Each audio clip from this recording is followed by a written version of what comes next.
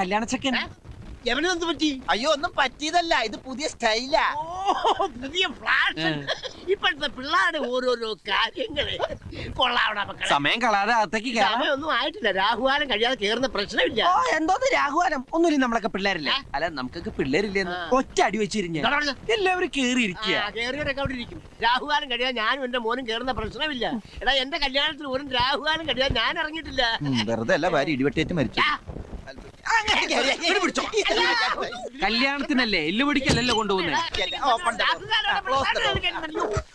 അല്ല മണവാളം കേറില്ലേ? എടോ, ഒരു നല്ല കാര്യത്തിന് മുമ്പ് വണ്ടി മുമ്പോട്ട് എടുക്കണ്ടേ? താൻ ആദ്യം വണ്ടി തിരിക്കി, എന്നിട്ട് ഞാൻ കേറാം.